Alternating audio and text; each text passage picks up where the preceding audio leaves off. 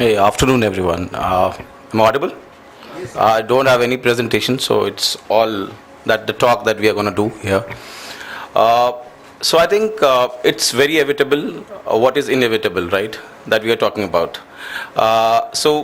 Just wanted to understand from you folks first before delving into this conversation further. What do you think? What is the reason? And again, as Amit went table by table, I'll also go table by table. That's a good trick also to gauge the mind, and then of course gather your thoughts and then come with your suggestions and your impressions. So, what do you think? This table. What do you think is the reason of this inevitable transformation into the cashless economy that India has delved into in the last 10, 20 years? Anything that you think? I mean, what do you think? Why this transformation was inevitable? I mean, why do you think so? Any step, any milestone? It started from, I think, other based identity, then Jan direct transfers, and then the payment.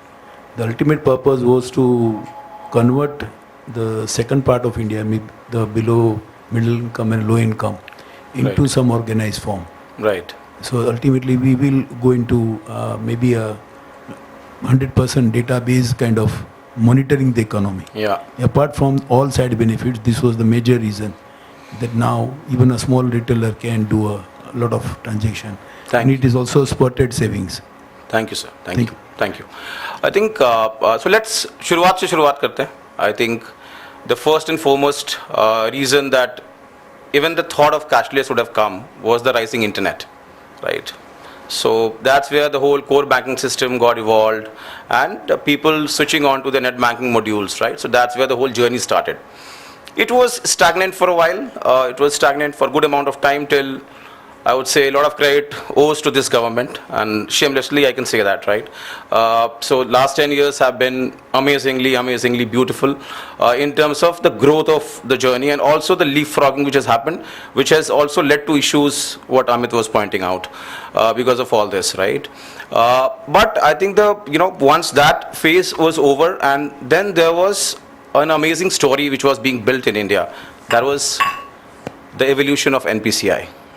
Right, so that's where year 2008, when the whole story started, it moved on slow, and then as it graduated towards its journey, then eventually a lot of new action. So UPI again was one of the, I would say, I'll give you an example of UPI and two incidences. One in one of the topmost economies of the world. So I was there in Tower of London in a conference, and then I was showing them how UPI transactions happen.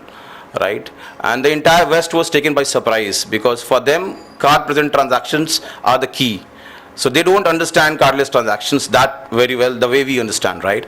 And then when we showed our stack, so I was part of Razorpay team, early team at Razorpay, and after that I started this organization, Castler. So that time I was representing Razorpay there. And when I showed their stack, our stack to them, that how UPI is working with just a pin, right? It was such a breeze for everyone, right? And they all were taken aback. Acha, aisa bhi hota hai. Is this something which can happen, right?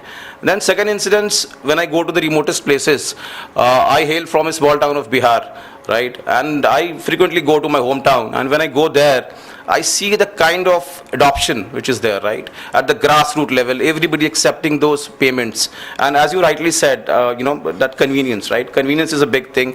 And today, I mean, most of us, I would say, that we don't carry our purses when we travel, at least in India, right?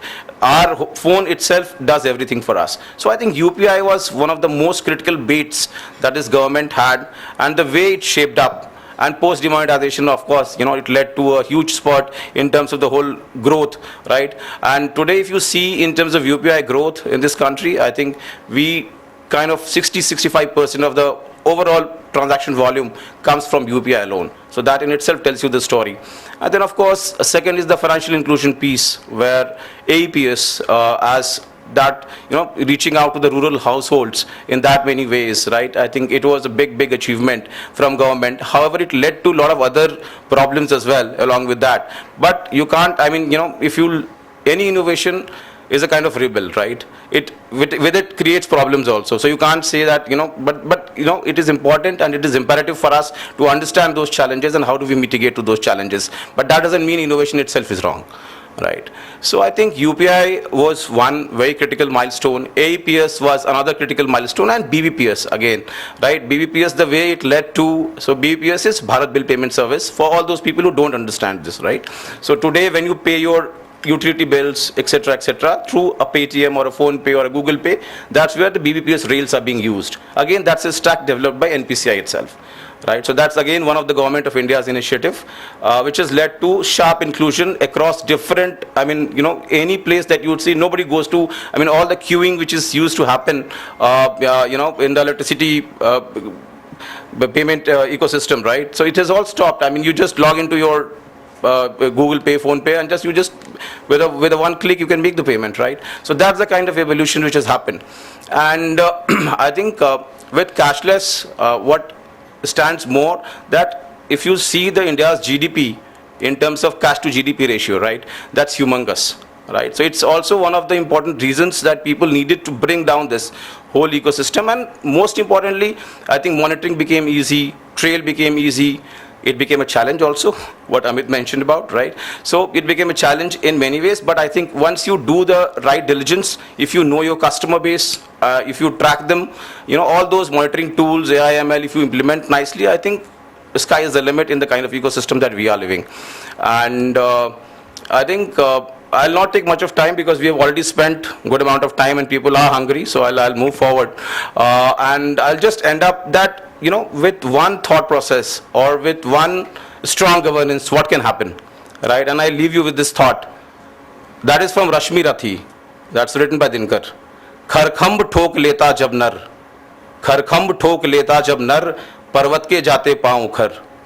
खरखंब ठोक लेता जब नर, पर्वत के जाते पांव उखर. मानव जब जोर लगाता है, पत्थर पानी बन जाता है. पिसा जाता जब इक्षुदंड, बहती रस की धारा अखंड. इक्षुदंड मतलब गन्ना. पिसा जाता जब इक्षुदंड, बहती रस की धारा अखंड. मानव जब जोर लगाता है, पत्थर पानी बन जाता है. So if you just go into anything, you will be able to achieve anything, right? You have to deep dive into things and then you get it. So thank you so much, and thanks for having me.